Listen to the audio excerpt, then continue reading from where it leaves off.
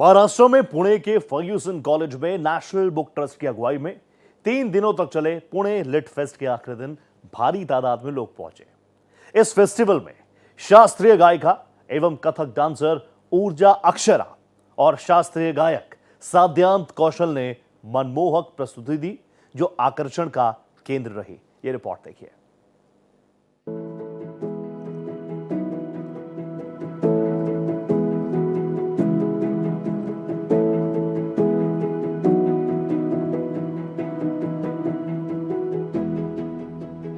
महाराष्ट्र में पुणे के Ferguson college में साहित्य महोत्सव के दूसरे दिन सांस्कृतिक कार्यक्रम ने लोगों का मन मोह लिया। 19 साल की शास्त्रीय गायिका और कथक डांसर ऊर्जा अक्षरा और शास्त्रीय गायक साध्यांत कौशल ने ऐसी प्रस्तुति दी कि वहां मौजूद हर किसी को मंत्रमुग्ध कर दिया।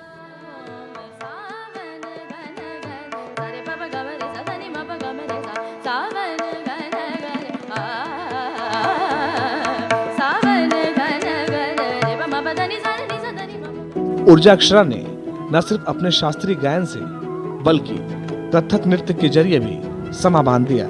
इस दमदार प्रस्तुति ने जहां कार्यक्रम में 4 चांद लगा दिए, तो वहीं महोत्सव में मौजूद लोग तालियां बजाने पर मजबूर हो गए।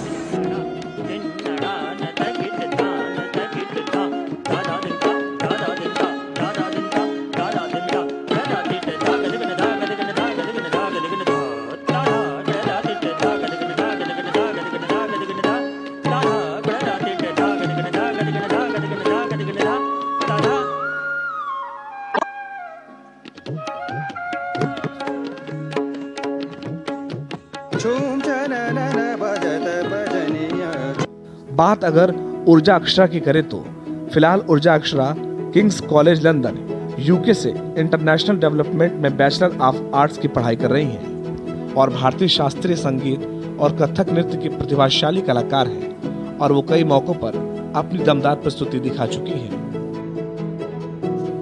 वहीं साध्यांत कौशल ने 5 साल की उम्र से ही शास्त्रीय संगीत की शिक्षा लेनी शुरू कर दी थी। साध्यांत ने गुरु श्री नंदलाल गांधीर्व से प्रशिक्षण ली है।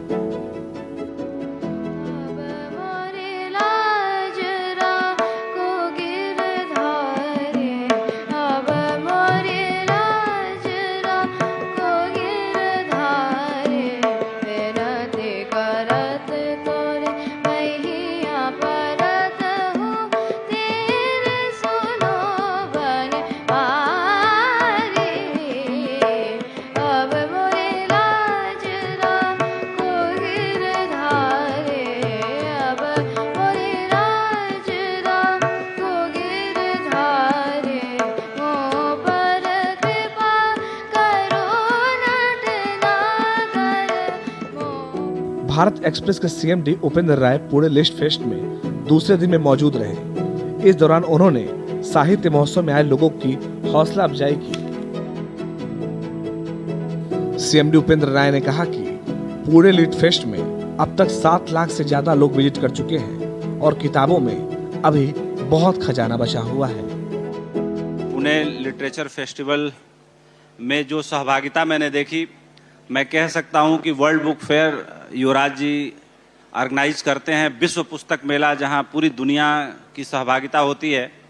लेकिन पुणे लिटरेचर फेस्टिवल और पुणे पुस्तक मेला को देखने के बाद मैं तो 2 दिनों से यहाँ पे हूँ। I am mesmerised and surprised कि पुणे वाकई महाराष्ट्र की जो एक तरह से कह सकते हैं कि कल्चरल सिटी है, और पुणे में जिस तरह से लोगों ने प्रतिसाद दिया है उसको शब्दों में नहीं बयां किया जा सकता। 7 लाख से ज़्यादा लोग पुणे बुक फेस्टिवल को विजिट कर चुके हैं और ये संख्या अपने आप में बहुत बड़ी संख्या है। लेकिन मुझे लगता है कि इस बार का अगर आंकड़ा निकाला जाए तो कहीं 7 लाख से ज़्यादा क्रॉस करता हुआ दिख रहा है। सबसे पहले समीर अंजान साहब हमारे बीच हैं, हमारे लिए सौभाग्य की बात है।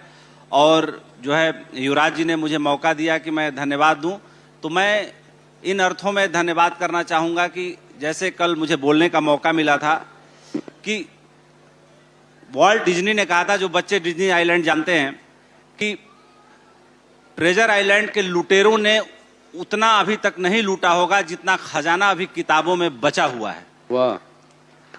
और दुनिया के दो सबसे चर्चित बिजनेसमैन कह सकते हैं, वॉरेन बफेट और बिल गेट्स, जो माइक्रोसॉफ्ट के मालिक हैं, और वॉरेन बफेट को इन्वेस्टमेंट गुरु कहा जाता है, पूरी दुनिया उनको मानती है। दोनों से एक इंटरव्यू में पूछा गया कि भाई सबसे ज्यादा पावरफुल चीज आप क्या चुनना चाहेंगे, तो उन्होंने कहा था कि अगर हमारे अंदर किताब को तेजी से पढ़ने की ताकत आ जाए, कोई ऐसा टूल आ जाए, उसे हम सबसे पावरफुल चीज मानेंगे अपने लिए। और इन दो महान विभूतियों ने किताबों को पढ़ने के बारे में जितनी बातें की हैं शायद कम बिजनेसमैन ने की हैं। और मैं मानता हूं कि भारत में जो अलख युवराज जी ने जगाया है पढ़ाई के बारे में, हालांकि ये बात बिल्कुल सही है कि भारत में किताबें कम पढ़ी जाती हैं, कभी बहुत पढ़ी जाती रही होंगी लेकिन अब बहुत कम पढ़ी जाती हैं। तो इस तरह से किताबों के प्रति आकर्षण पैदा करने के लिए जो देश के कोने कोने में पुस्तक मेला आयोजित कर रहे हैं, ऐसा एनबीटी के इतिहास में आज तक कभी नहीं हुआ, भूतो न भविष्यति, ये पहली बार हुआ है। और ये भी बता दें कि आर्थिक रूप से इन्होंने एनबीटी को जिस प्रॉफिटेबिलिटी पे ले आके खड़ा किया है वो भी कभी नहीं हुआ, इसके लिए भी आप लोगों को तालियां बजानी चाहिए। पिछले 2 दिनों से पुणे में पुणे साहित्य महोत्सव चल रहा है, जिसमें लाखों की संख्या में लोग शिरकत कर रहे हैं। लेकिन जिस तरह की प्रस्तुति देखने को मिली उसने इस समारोह को यादगार बना दिया। Bureau report, Bharat express.